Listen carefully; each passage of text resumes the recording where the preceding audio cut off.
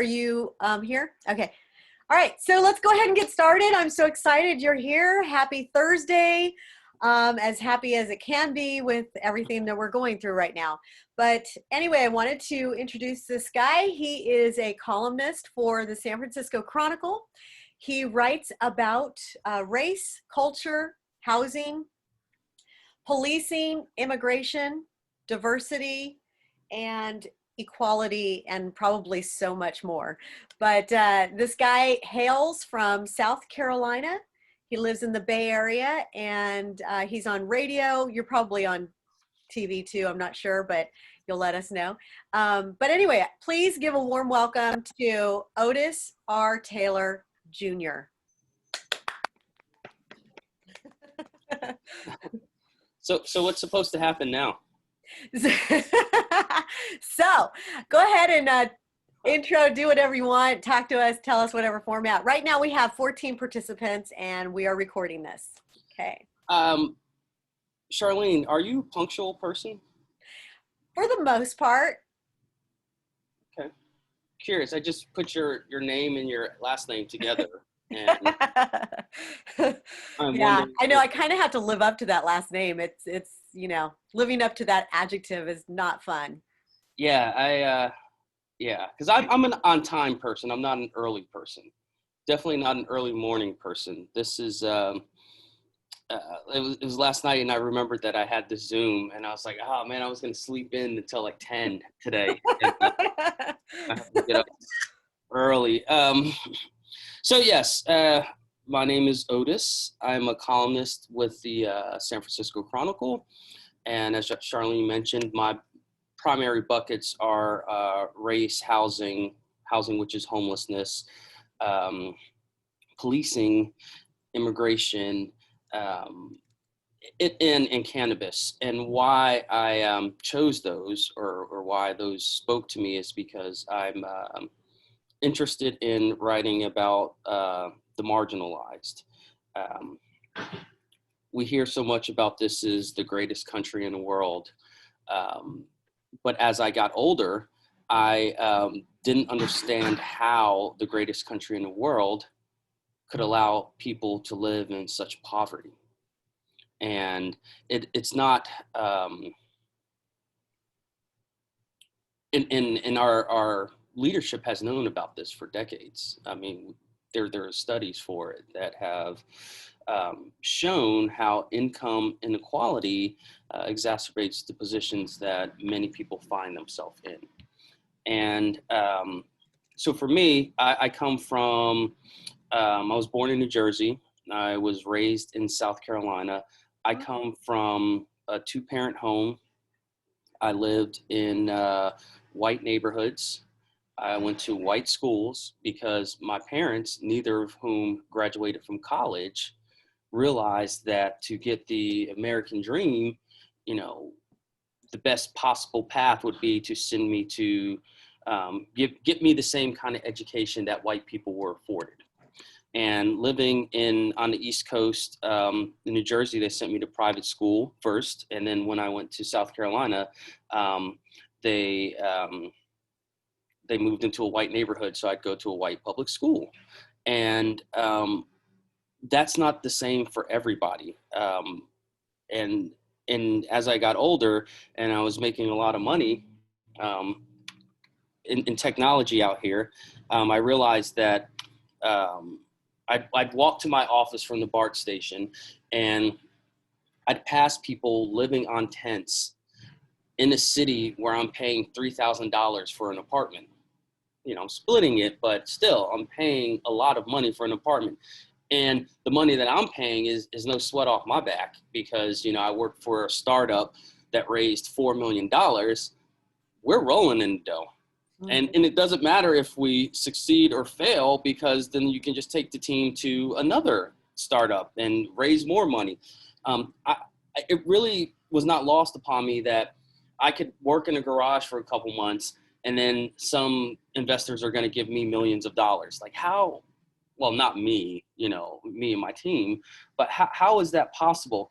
So I found myself at the end of like a 12-hour shift at this tech company where we've got this office that's a converted apartment, and, you know, we've got these amenities. And I found myself being disillusioned with what I was doing, which was just creating a platform where I could harvest your data and then find ways to monetize that data. And that's exactly what technology is. And I just didn't see how that wasn't fulfilling for me.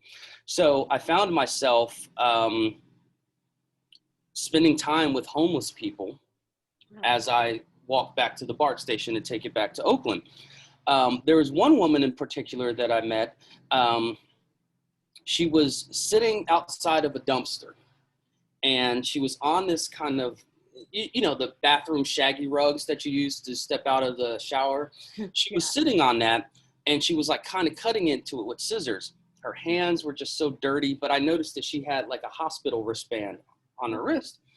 And, you know, I walked up to her and I was like, hey, do you mind if I sit down? And she just looked at me and she was like, sure. I sat down, and she continued that. She was like, she just asked me, what do you want to talk about? Well, hey, I'm a writer. I work for this tech company. We're doing like hyperlocal news. I'm just interested in your story. And this woman proceeded to tell me that at 15, she was the center of an international custody battle because she met a guy in Brazil online, and she flew to Brazil. Somehow she got to Brazil, and she was there. And so his parents and her parents were fighting to get her back. So it was an international custody battle. Wow. Made television, national television. And so then I wanted to know, well, okay, so someone who's international custody battle, how do you end up on the streets of San Francisco where you're unhoused? And so she walked me through that. You know, she walked me through the problems she's had with men, and she walked me through drug addiction. I mean, we took a walk through the mission, and she was pointing out different cars that made it easy to steal from. And then saying little sides like, you know, oh, I wouldn't touch that one. That guy's in a truck. And then she's like, you know, you got to know who you're stealing from. I took her to get some food. We went dumpster diving, where, you know, she found a pair of shoes, a perfectly good pair of shoes for men. And she's like, I'm going to sell this tomorrow at this location. It really gave me a picture inside of how people exist on the streets. And I knew right there that's like, okay, I'm going to write this woman's story. And the San Francisco Chronicle had this project called the SF Homeless Project, where all these media organizations joined in. I think it was over 80. The CEO of my company was really against writing about homelessness. He said, you know, no one cares, and, you know, that's just getting in the way. And I'm like, these are people. Like, these are people who have names, they have thoughts, they have histories. Like, we can't just ignore it. Like, homelessness is the biggest problem we have right now. He's like, oh no, it's not. And I'm like, okay. But anyway, we had a, I was just about to cuss, sorry. We had a mess up in our first. Okay, you can, these are college students, so okay. I'm sure they've heard a cuss word here and there. Okay. Well, we had a fuck up, and we, and it was intentional. And we had taken other resources from publications and seeded it into our application without giving them the proper credit or sending them to their website. And people got pissed. And one of the publications was the Chronicle. But then the CEO was like, oh, well, we have a guy writing about homelessness. We could do that. And he took it from, we have a guy writing it from homelessness, which I was just doing in my spare time. And he's like, oh, we need homeless stories. So I had probably like 5, you know, written that were ready to be published. And from that, the Chronicle decided to recruit me to come and write about people from this perspective of humanizing people. Yeah. Everyone, whether they're poor, whether they're mentally disabled, whether they're physically disabled, whether they're drug addict, whether they're just simply impoverished by decades of trauma, they're people, and they have stories that need to be told. And so the Chronicle started recruiting me, asked me to come for an interview.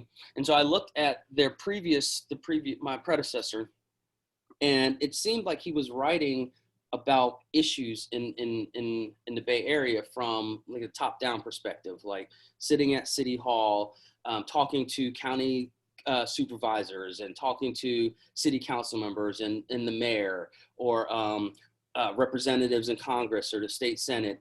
And I just felt that it's when you reach this level, you lose a connection with this level. Mm-hmm. And I told the Chronicle that I wanted to write from the bottom up. I wanted to get the voices of the people out in front instead of the voices of the people who are supposedly helping the people who need help. I have found that there is this disconnection from a disconnection between elected officials and the people who are suffering, who actually need help. And we're seeing this, the largest gulf is between the president and people who are suffering from the coronavirus. He has an inability to grasp the fact that 200,000 people are dead from a virus that could have been mitigated by very simple solutions. I find it offensive that public officials who are supposed to be representing people don't know what their people need. And this goes back, this is not just now, this is decades. So I'm also a college lecturer, like Charlene, and I like to interact with students, but I do it from a historical perspective, which is also how I write. So maybe you guys have noticed there have been some protests this year. There's been a few, and those protests have, in some cities, including Oakland, San Francisco, have led to some looting and even some violence. And right now, we have a president who is campaigning on a law and order ticket. You have conservatives who want to chastise the people in the streets for their behavior. But here's the thing about that. 50 years ago, more than 50 now, 1967, there was something called the Kerner Commission. Well, if you know what happened in 67, obviously I wasn't alive, you guys aren't alive, so you got to read, know your history. In 1967, there were protests, social uprisings in more than 100 cities in this country. So bigger than what we experienced with George Floyd. There was also looting and some violence. Much more violence from police, because police at that time were very physical to people of color. They still are now, don't get it twisted, but they would openly beat you for no reason. Wow. So the government, the federal government, the president of the United States at the time, Lyndon Baines Johnson, wanted to have a commission to study why are Black men and women protesting in the streets? What could they possibly be mad about? And this is, during the era of the Civil Rights Act hasn't been signed yet. So he has this commission, and it's mostly white men. And the commission comes back after going to these cities like Detroit, like Cleveland, like Los Angeles, that have a large population of Black people. And what the commission did, instead of saying what you people need, they went and asked the people what they needed. Number one was jobs. Number two was access to education. And number three was more opportunities within the community. Here we are 50 years later, and systemic racism is still having people of color ask for jobs, access to education, and opportunities. Yeah. Why is that? That's the kind of questions I ask in my pieces when this is documented history of this country, where you have this report given to the federal government on how to address these issues in communities of color, and the government has oftentimes ignored it. The coronavirus has, a lot of people are focusing on health and the impacts on people of color, disproportionately to white people. Me, I'm focusing on the income inequality. The last time we had a deep recession in this country was 2007 to 2009. Black people lost 36% of their wealth, just wiped out. White people gained in wealth. Recessions disproportionately impact people of color. We are entering one right now, and it's going to have the same impact. Our government is incapable of recognizing that. Our government is stalling on delivering a stimulus package, a second stimulus package. Right. When we have our neighbor, Canada, passing out $2,000 a month to everyone. And our government cannot acknowledge that the poorest among us need help now. Lost their jobs. We have over 13 million people out of work with jobs that aren't coming back. No matter what our federal government says and our president about a rebound, jobs aren't coming back for many of the people who work in restaurants. And we know in the Bay Area, a lot of people who work in restaurants are immigrants. Nothing. They're not even eligible for the stimulus package. We have people who are living in this country, contributing taxes to this country, who are not being helped out. I have, my second column at the Chronicle was about race. So 4 years later, I started in 2016. So 4 years later, 2022, when race becomes election year issue, it becomes something that, I'll just say it's something that white people also care about. This is nothing new. This is my history. This is my parents' history. It's their parents' history. And I feel that, I've reached a certain status, and it's incumbent on me to shine these lights, because here I am living in a bougie ass neighborhood, and I come from privilege. Like I can see that I am privileged in a way that so many others in this country aren't. And that we need to address that, because the income inequality gap is only going to increase. Like, you take the Bay Area, for instance, more than 50% of people who live in the Bay Area are rent burdened. Like, that is crazy. That's Black, white, Latino, Asian, who are paying too much of what they bring in to rent. Like, that is something that needs to be addressed. Or you take a city like Oakland that's only, I think last census, it was about 28% Black.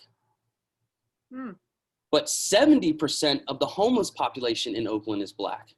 Wow. That's a disparity that needs to be addressed. It needs to be acknowledged and then addressed.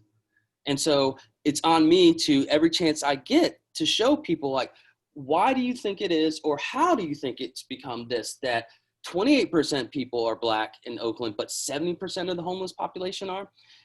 I know that there have been people who want to chalk it up to laziness, but that's not what the people will tell you. Ask this person how they went from housed to homeless. And I got a lot of pushback from readers saying, well, people are lazy, or, people, they do drugs, or, the father's not home. Okay, well, all right, let's get into that. So I gave them examples, like, okay, so if you need an example, let me follow this trajectory of a homeless person. So I met a man on a street, Northgate. And when I say on a street, I mean on a street, because I like to walk. I like to ride my bike, and I like to get out and walk among people. So, it's not odd that you'll see me in a homeless camp and then have a police officer ask me if I'm buying drugs.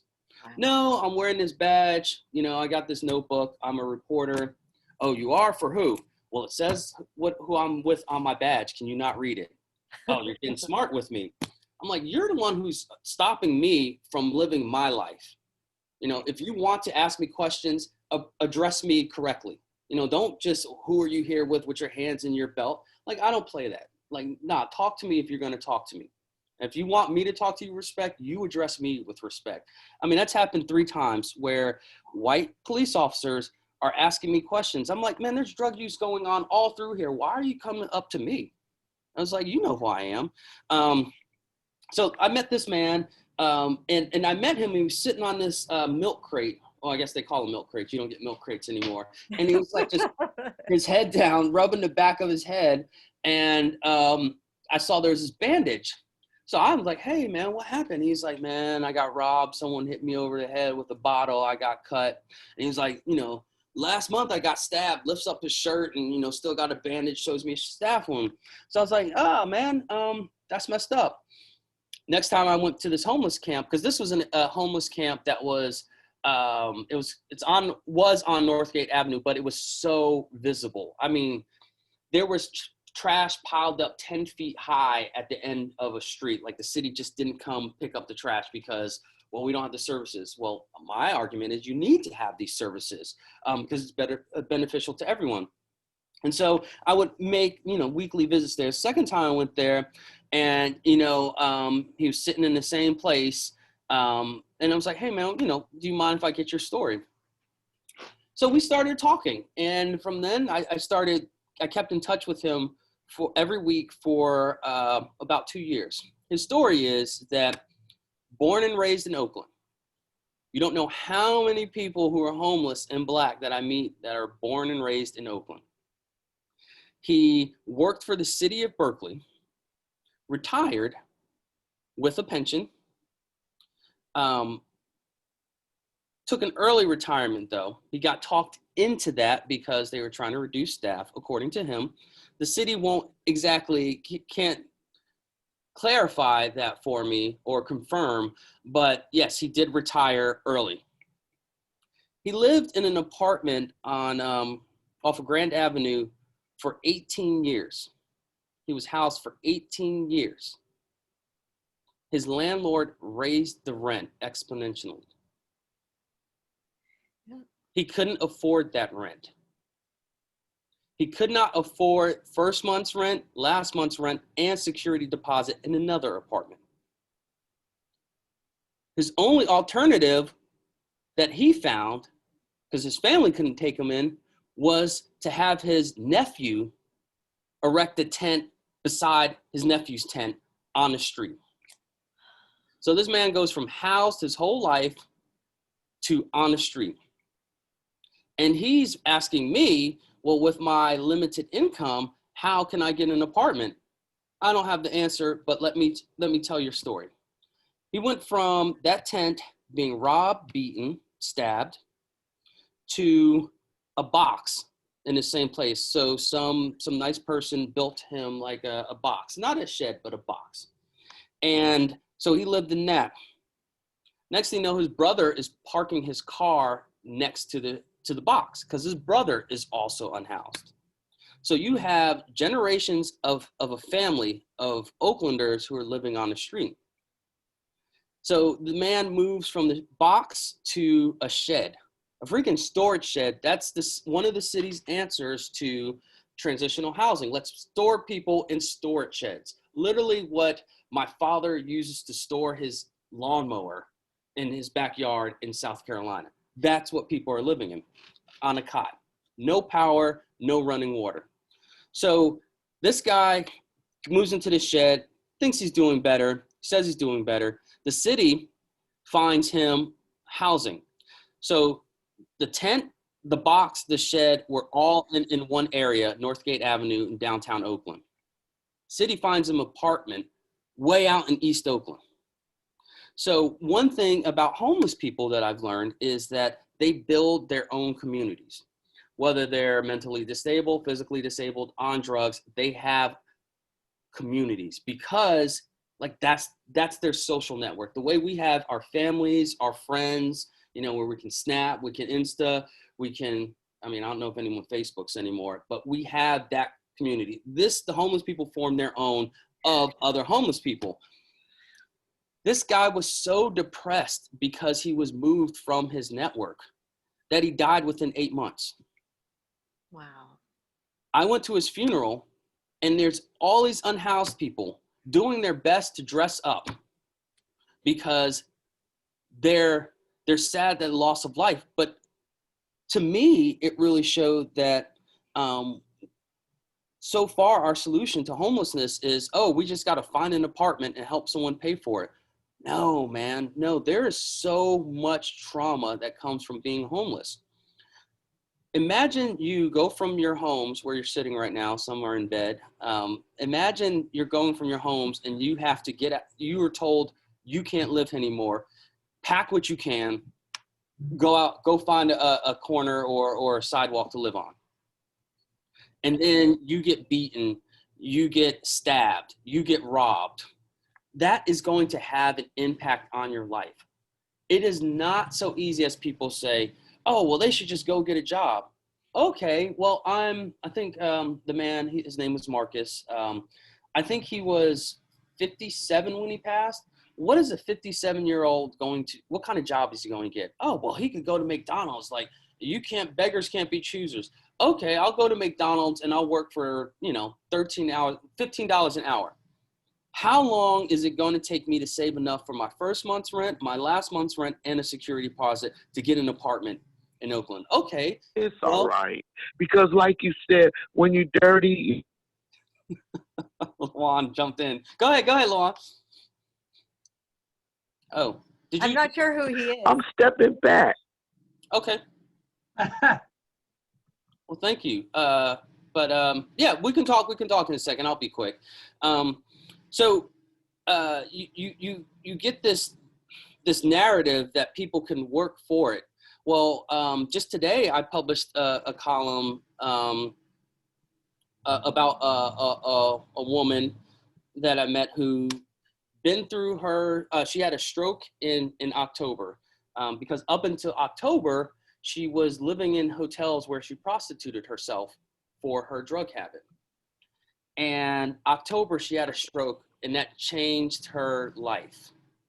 So she's been on the path since October to rebuild her life. She's gone through a accreditation program, construction management, I believe, or construction science. She's taken tests for apprenticeships with Caltrans. She's taking automotive tech classes at Chabot College in Hayward, but she's living in a shed. She wants to move into housing because she feels she's ready, because at the shed, there's no showers. She works a full-time job as a security officer, just got another job working at a Jiffy Lube so she could have experience before she gets an apprenticeship. And there is no way that she can afford to live in Oakland. And so I asked her, well, why Oakland? Why are you here? Do you have any family? Well, her mother and father died. She hasn't talked to her sister since her father died in 2009, around the time when she started, where she got addicted to methamphetamine. She says she has a couple of cousins in Kentucky, and she talks to her mom's ex-boyfriend on Facebook sometimes. That's the extent of her familial network. The people that she can count on are in Oakland. So she doesn't want to leave Oakland.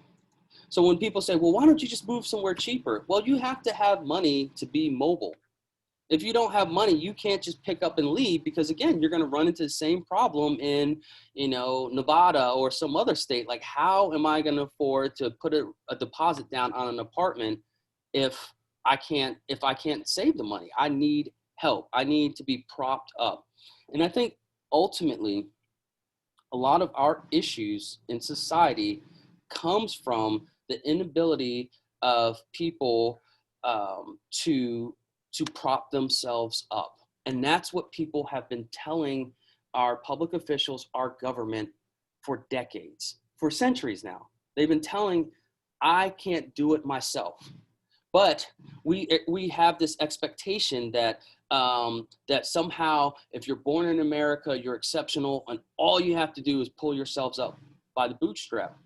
But that's not the case. There are systems in place that deny people the opportunity.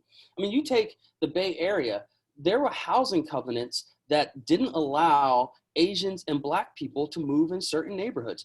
The neighborhood I live in right now, it wasn't until the 1970s that laws allowed Asians and Black people to move here. Like that's crazy. It didn't matter if you had the money or the means, you could not live here by state law. That's crazy. That's crazy that that's set up that way, but it is. So I spend a lot of my time arguing that you can't write about poverty, you can't write about homelessness, you can't write about many issues without interviewing people who have a lived experience. Like it's not good enough to talk to this professor or this politician or this person on the street who's tired of, homelessness in their neighborhood. Well, tell them that homelessness is a problem, that, that I have a source within the city who, sometimes the city of Oakland doesn't want me to interview her because she'll tell me the truth. Are we doing enough for homeless people? Absolutely not. Could we be doing more? Absolutely. And that's the truth of it. It can't be minimized to people don't want to do for themselves. Sometimes people need help to do for themselves. So I've been rambling a long time. I'm ready to take some questions from you guys. Okay, so you guys can unmute yourselves, and if anyone has a question, raise your hand. And there's like a little thing you can raise your hand on, or you can physically raise your hand. And Otis, you could probably see everyone, right? So if they're raising their hand. Yeah, or you guys can just shout. There we go, Johnny. I just wanted to know how it was nice hearing you talk and everything. Thanks, Johnny. What's up? By the way, thank you so much for that. I was actually just curious to hear about your editorial experience, like when you first really kind of made it to have your work presented to like a public or whatever.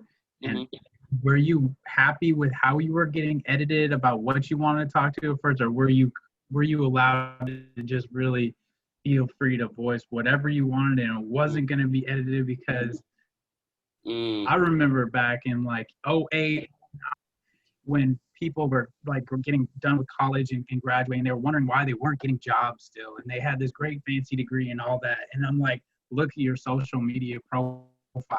This is why you're not getting the job you think you want to get, because you gotta know how to check yourself still on social media, and it's almost a way of censorship. Even though in America we're so free to speak and whatever, it's like if you have something on social media and you think you're gonna go get this fancy job, you might not, and like all these underlying factors. So I just want to hear about your first editorial experience and all of that.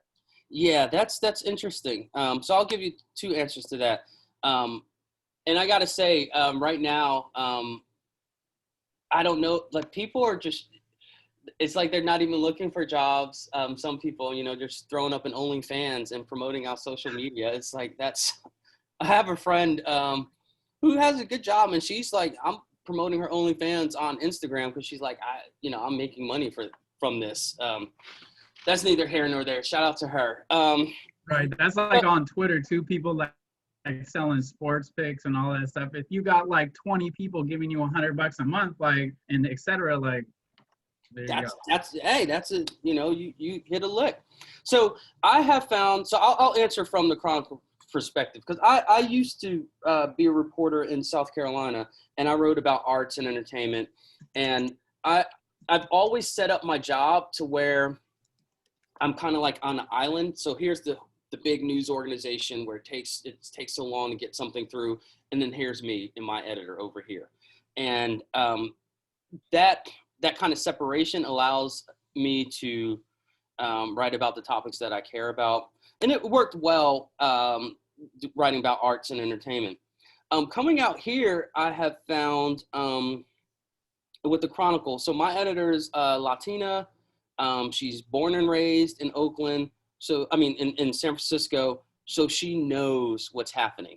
She knows from the ground what's been happening in San Francisco, because a lot of people of color have been pushed out of the city because it's made unaffordable. What I found, Johnny, is that I'm I was very clear with my intent that I was going to uplift the voices of the marginalized and oppressed. Like, that is my focus. Like, I want to hear from them more than the people up here, because the people up here are like, they got mortgages, they got big houses. Like, they can't relate to the people down here as well. What I have found, though, is that white male editors at the Chronicle have pushed back on some of my work. Wow. And I find that frustrating, because, you know, it's like, my job is to explain to you what these people down here are what their lives are like, what their experiences are like. And, you know, I just have to tell them, Johnny, that, you know, no disrespect to you, but unless you are going to into these communities and working in these communities and walking among these communities, you cannot tell me that this person doesn't know what they're talking about, or that this is kind of hard to believe. You know, there was one issue with a Black man who had gotten addicted and you know, lost his housing, and you know, he's trying to claw his way back up. And one editor told me, well, that's unbelievable. And I was like, why? And I was like, and he said, well, you know, because there's all these resources at school. And I'm like, okay, so he went to this school in this neighborhood at OUSD, Oakland Unified School District. And then I busted out the stats. I was like, so you mean to tell me that you think this school is going to help students succeed? And I was like, he didn't go to university like you did. You know, and I'm just telling him, just talking to him, like, he didn't go to a university like you did. He doesn't come from a two-parent home. His father, a drug addict, died. This brother was shot. This sister was killed by a lover. I'm like, there's trauma in this person's life. And then, you know, the addiction issue, I'm like, well, this is what you turn to, because this is what's being sold in these communities. I got really frustrated because, you know, here is a privileged white male who is coming into my copy and telling me what the experience that I had with my source and getting to know my source. And that's a problem that I have from time to time. And that's why I keep making a point to, you know, I want to be over here. I don't want to be in this structure here, because this structure will do things like, I had a problem with this editor another time where a Black man was fatally shot outside of a bar in, what is it called? It's near Richmond, El Sobrani.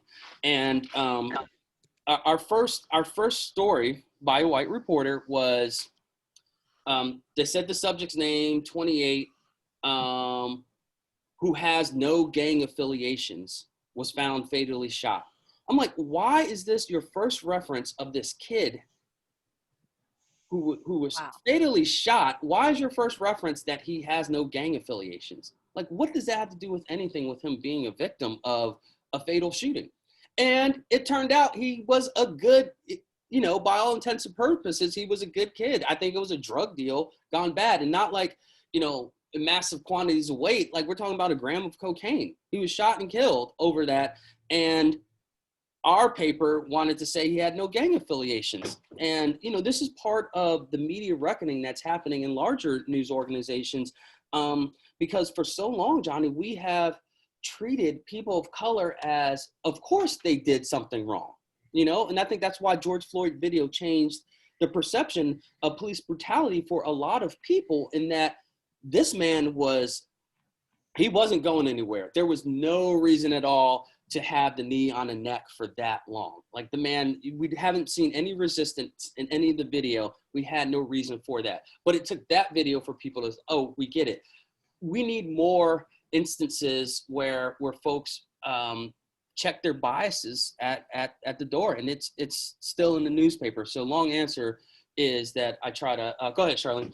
Well, I just want to say, this is awesome. I'm loving this. We have like 14 minutes left, but I want to see if everyone's okay with going over a little bit if we need to.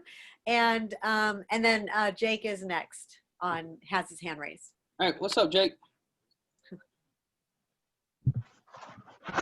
Hey, I had a quick question. I know you talking about very briefly in the beginning, growing up in North Carolina and also New Jersey. Mhm. How do you think that influenced your editorial career? Oh, so Good question. yeah, shout out to catching that. It was South Carolina, not North Carolina. No, it's all good. So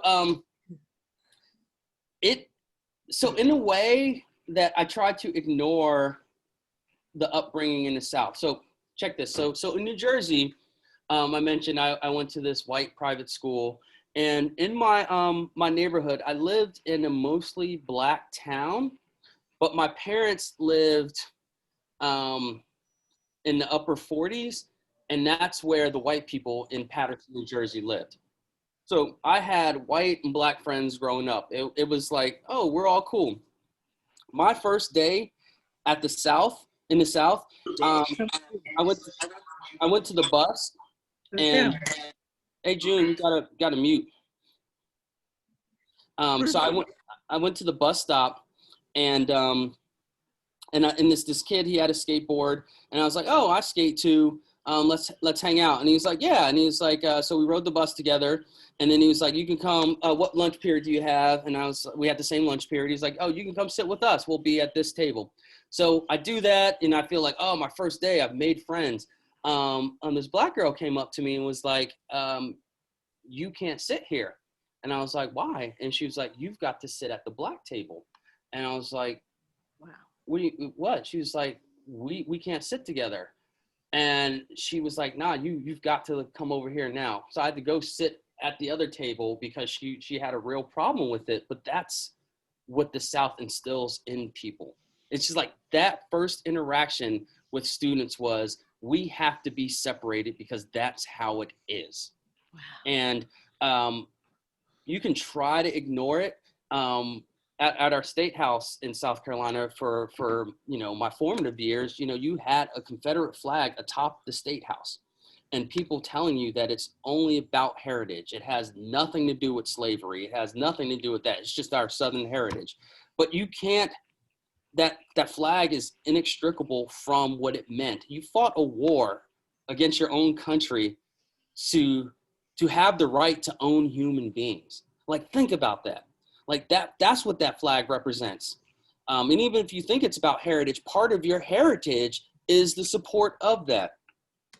I feel that it taught me a lot about how the systems that we have in place to deal with people, particularly racism in this country, have failed us, because the best course of action that our political leaders have found is to ignore that it exists.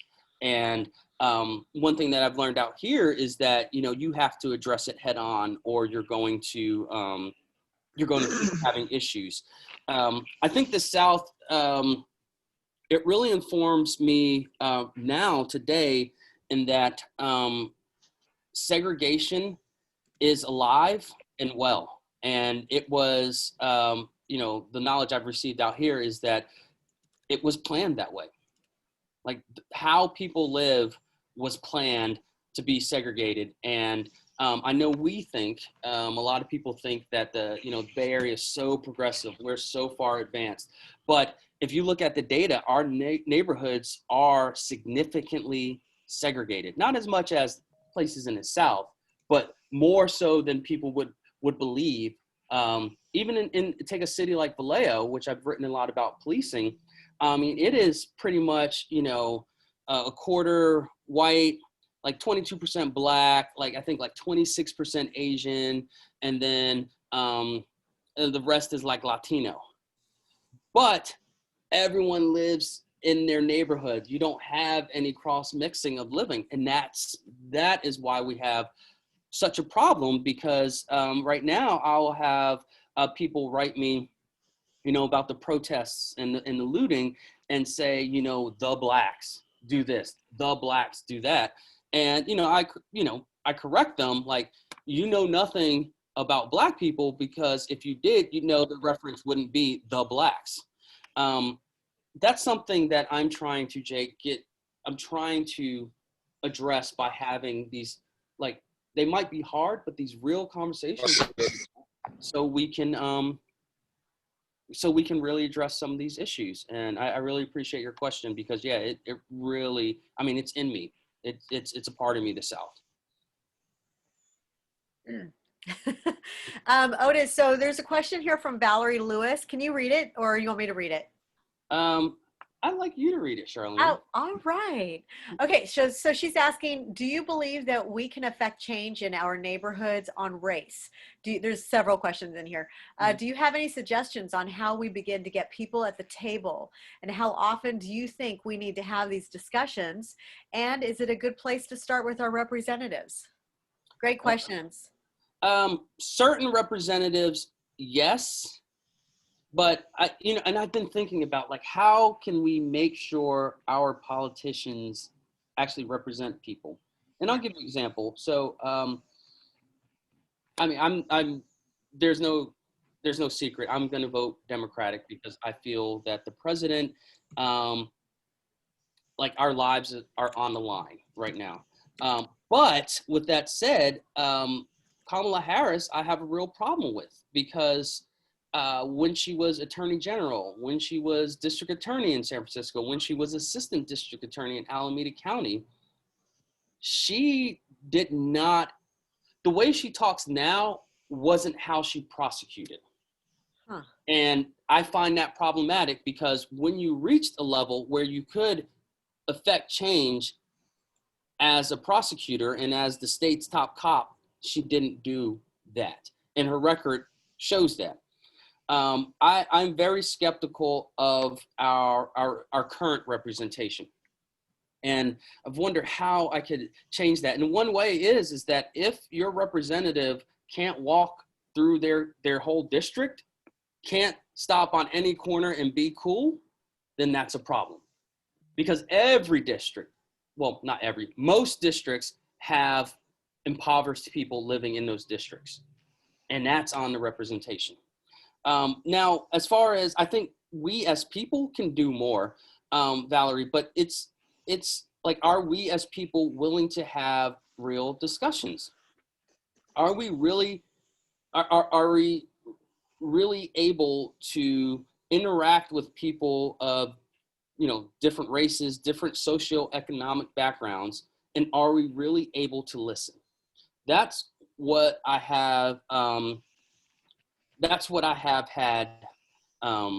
That's my experience, is that some people are willing to get there, and then some people are so reticent because of the narrative that's been so pervasive in this country, and that keeps us apart. So we've got to find either a person or an issue to unite us. And George Floyd's death was one.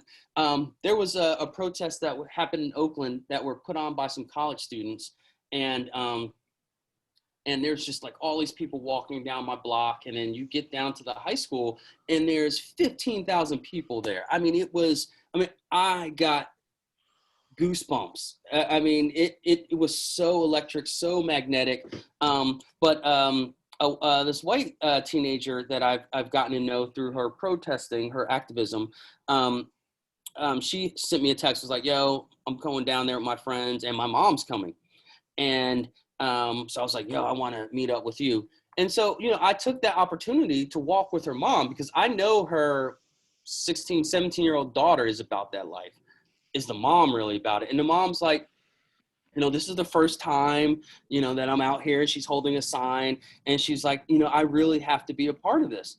And I'm like, but are you talking to your friends? Your well-off friends, are you talking to them? And she's like, yeah, some, but some, it's kind of hard to have the conversation. And I tell her, we need that. Like, it's good to have you here on the streets, but we need you to be able to have those conversations with your friends so you can inform them about what they don't know about. It's something that, most reporters don't take the time to respond to email.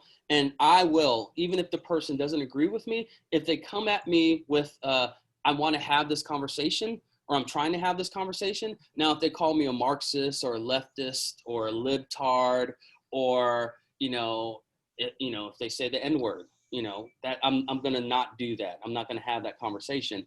But if they want to try to understand more, or this is what I've heard, and then yeah, I'll talk to them like, well, don't rely on what you've heard from others. Like, have you had an experience? Like, tell me about the people you know, and if you don't know anybody, then go out of your way to try to introduce yourself. Okay, so Otis, we've got some hands raising here, but I'm going to read this one first, and then we've got two other students that are raising their hands.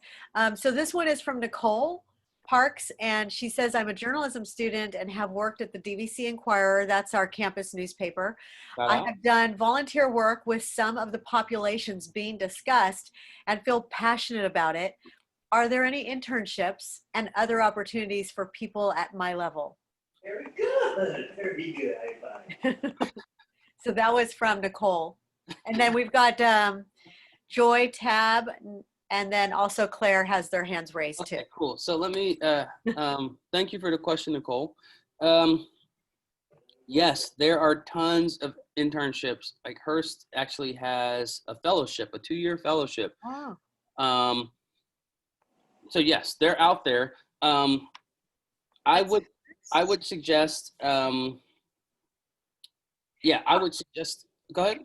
Could we get you to, if you want, maybe put your contact information in the chat stream, and then the students can copy that. And then others, people on this Zoom that have other questions outside of this, maybe they can reach you. Can you mute my phone? I think you can as a. Yeah. Okay. I got it. Cool. Okay. Yeah. There's your email address, so people can get a hold of you after this Zoom as well. Excellent. So Nicole, yes, and I would advise you to seek those internships out. Like even small newspapers, small digital publications. Next summer, let's talk about it. Let's get that ball rolling. Because right now, obviously, like you can get somebody to give you work and do it for free. But if you show a willingness to write about issues that newspapers are trying to train themselves to write about, you would have a leg up, because what I find, so my students, they want to write about, they want to change the world, and they want to like take down politicians, and they want to write in big investigative pieces. Well, yeah, that's good, but work your way up. There's like, you're just not going to go from school to writing, for the New York Times, a big expose about whatever, right? The coal industry. It just doesn't happen like that. But if you're willing to write about issues that are, important right now, like race, like housing, like climate change, you will set yourself apart. So you having volunteer experience with some of the populations I've been talking about, that's beneficial. You know why? Because you already have an understanding that they're just people like you and I. Yeah. Maybe they have some trouble with certain things in ways that we don't, but you and I have trouble with certain things. So it's just a matter of you taking that experience and telling stories based on that experience you have. And because you have that volunteering experience, you have people that you can go and interview and say, hey, Charlie or Janet, will you give me an hour of your time so I can write about your story? And you'll find more often not, at least I find more often not, this is a tip too. I don't lead with a notebook. I mean, I'm a jeans and t-shirt kind of dude. I've always been that way. I wear Vans just about every day.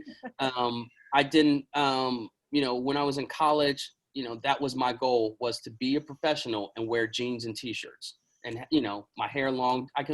This is when I'm sitting in front of a mayor, a senator, congressperson, or someone who's unhoused. This is how I come, this is me. I think, I don't lead with the notebook. I ask people if I can have a conversation with them, and then I gradually, bring out the phone to record. Then I bring out the notebook. it takes time, but you're already on your way. And yeah, I'd be happy to talk about how you could do that. Okay, so let's go with Joy Tab. Go ahead and ask him your question. It's Can you hear me? Alcatel. Yeah. Yes.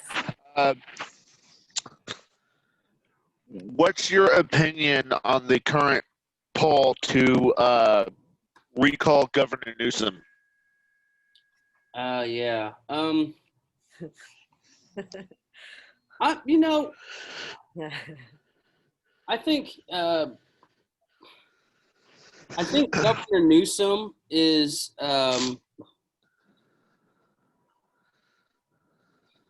maybe besides Jerry Brown, I think Governor Newsom, say in the last 15 years, 20 years maybe, is actually since Reagan, never mind, is a governor who's willing to listen to the people.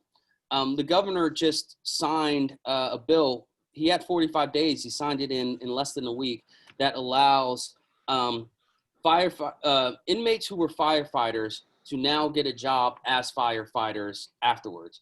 Why it took this long, I don't know. But hey, here we are in California, wildfires going around, and we're having a firefighter shortage. Why don't we tap this population of people who got that training while they were incarcerated, paid nothing, like $2 a day? Why don't we pay them a livable wage to become a firefighter? So he did that. I think the recall effort is distracting, and I think there are better ways that we need to focus on impacting change, and that starts at the local level. I think our local officials right now, because it's at the local level that people have these binding protections for rent and mortgages, for evictions. It's at the local level that's putting together these food banks for people who are have food insecurity. It's at the local level that we're dealing with education. And it's also at the local level, and I'm talking about local up to your Congress representation, who are trying to pull federal dollars in to assist. And it's also at the local level when we're dealing with housing issues. Governor Newsom is not long for California anyway. He wants to be president or vice president, and I think he's angling for that. But yeah, I think it's a distraction because Governor Newsom signs what comes to his desk, and that bill that to put together for former inmates who were firefighters to have jobs. Now, when we need firefighters, that was put together by a local congresswoman, or excuse me, a local state representative. So not even in Congress, it was in the state House of Representatives. Okay, so we've got Claire. Claire, go ahead and unmute yourself and ask your question. I was wondering if you try to stay unbiased in your writing, but if you don't, do you acknowledge your biases? So no, I do not try to stay unbiased. So my position is a columnist, so that signifies that I write with opinion. But with that said, I write with fact. So my columns are not just I'm sitting down and I'm mad and this is happening and that's the end. I do what's called reported columns. So every column that I publish, I think there's only been one in my 4 years, I've interviewed people to back up the argument I'm making. So just today's column, I interviewed obviously the woman I wrote about, but I interviewed someone who's a housing coordinator with Oakland, and then I interviewed someone who handles direct services for housing people because I wanted to answer the question, how is someone who's actually working, has a full-time job, has been going to school, how can we not help this person get into housing?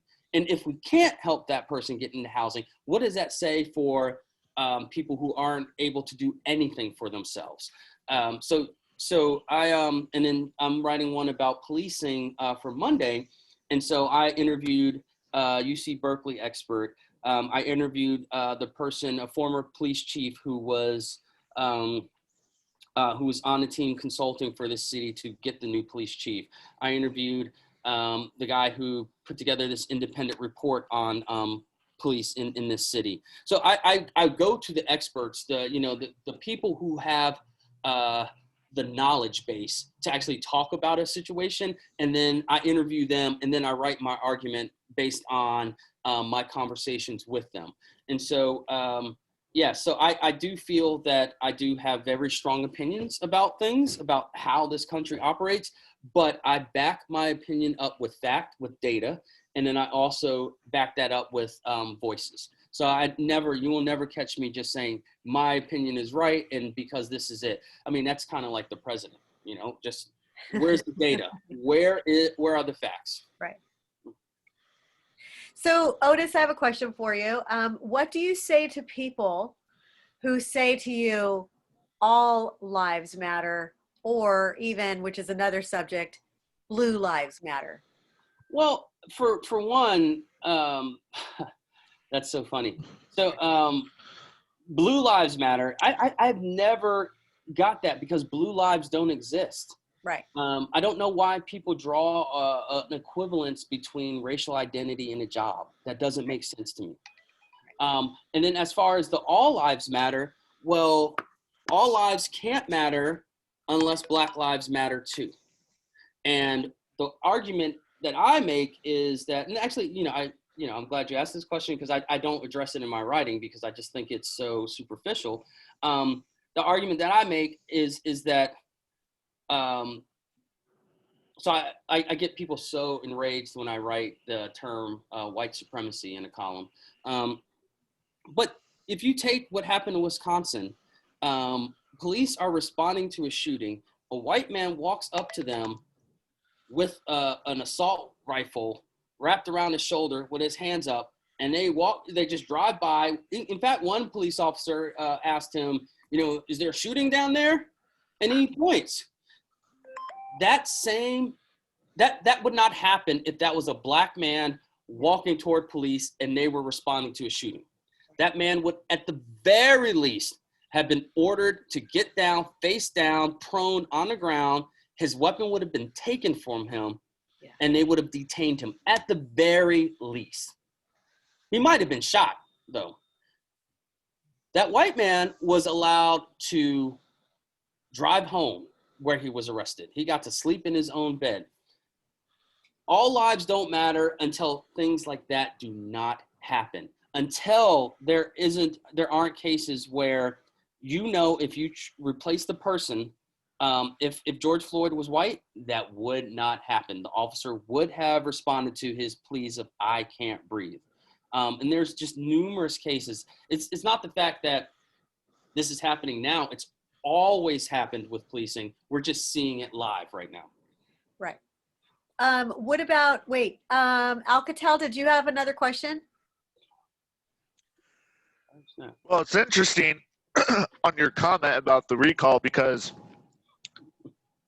with Governor Newsom being the one who's signing those bills, that's causing people to lose jobs. Wait, what? No, he signed a bill to allow the firefighters to have jobs.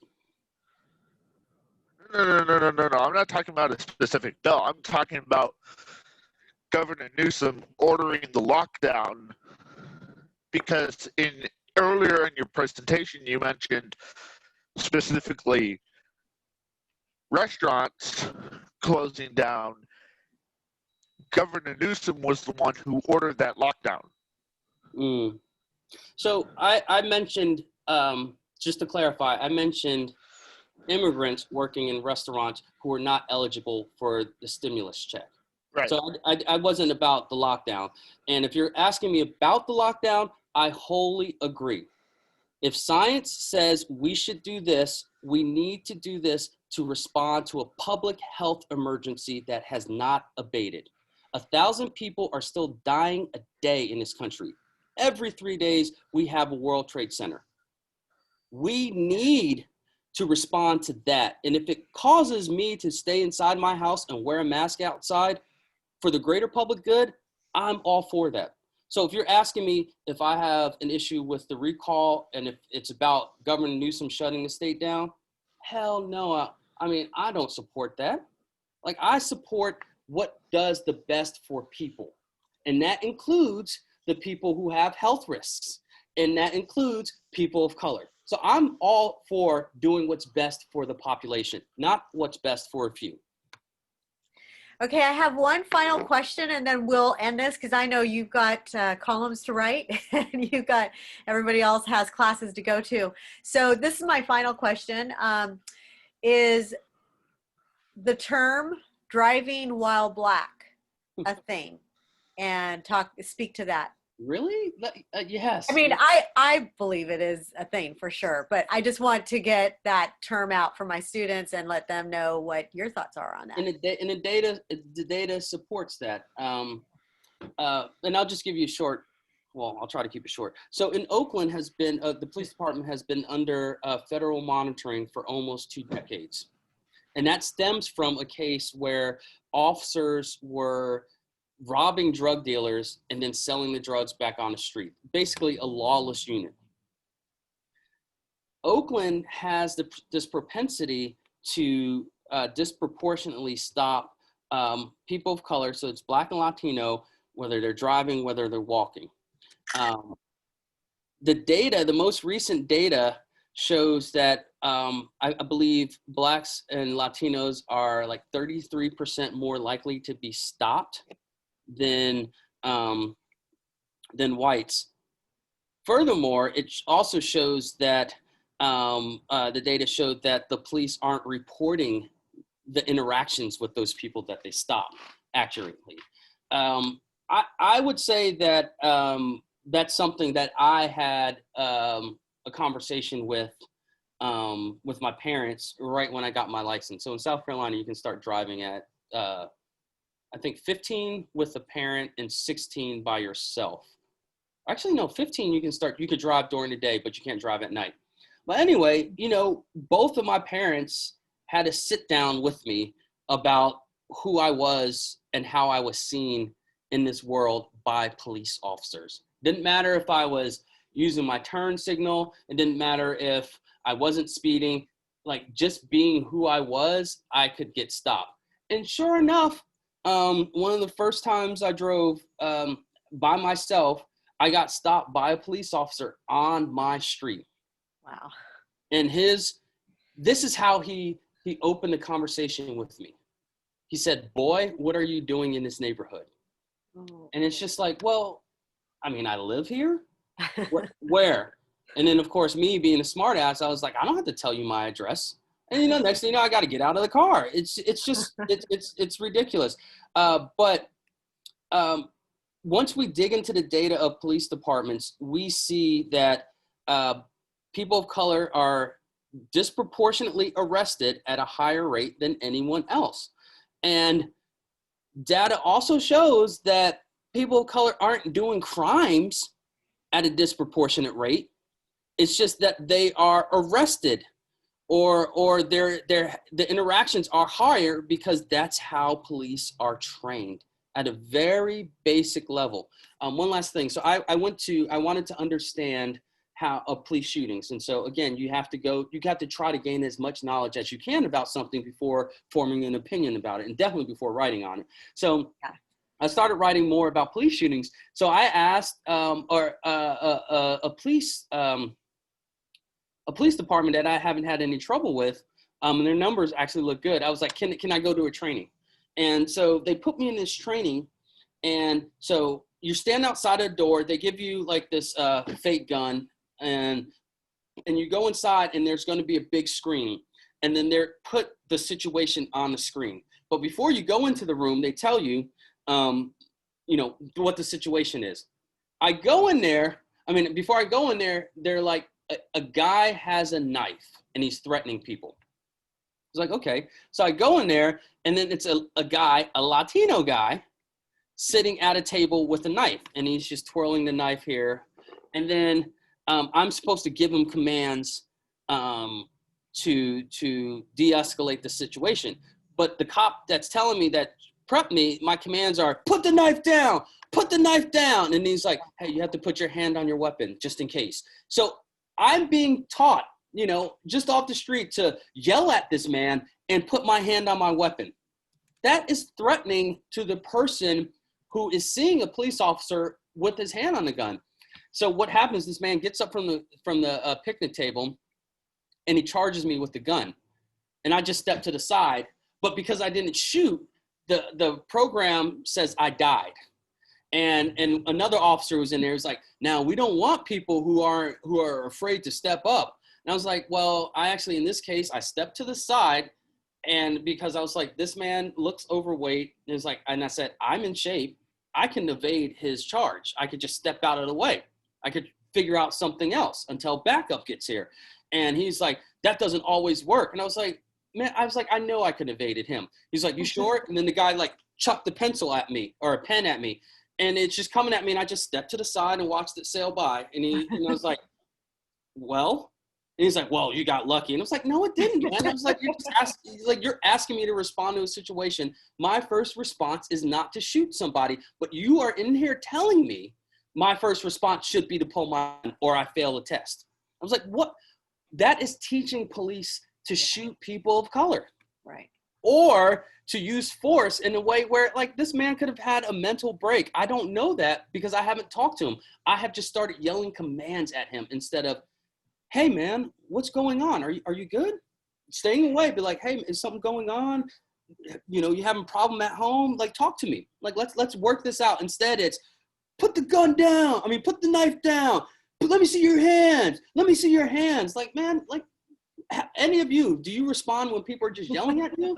No, you don't. But if someone talks to you, are you more likely to have a conversation with them? I think yes.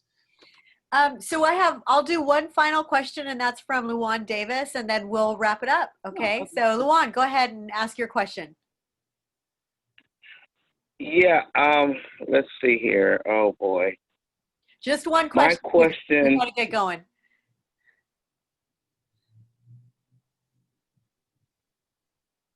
Go ahead, Luan. Luan? Looks like we lost his audio. Oh, did he? Luan, you still there? Just ask one question. Well, if he's not there, you can email me. Yeah. So Luan, go ahead and email Otis. So we're gonna have to wrap this up, everybody. Thank you for joining. I know it was a class assignment, but thank you for staying this long. So the ones that have gone past the 11 o'clock, you're going to get 5 extra points. Oh, awesome. Yay. And thank you, Otis. Thank you for your time. And this is recorded, so we can share that with the rest of the students who weren't able to make it. Any final thoughts? No, I just wanted to say thank you so much. Oh, I'm sorry. Thank you so much, though. Yeah. Good luck, bro. I appreciate it. Yo, Johnny, I appreciate it. If again, my email is somewhere in the chat. Yo, if you guys want to holler at me, like let's build. Let's talk about journalism. Let's talk about life. Yeah, I like to communicate with people. So yeah, holler at me. Awesome. All right. Thank you, everybody. You're now free to leave. I Thank you so appreciate you. much. Thanks, Charlene. I'll see you guys. Thank you. Thank you, Otis. Okay.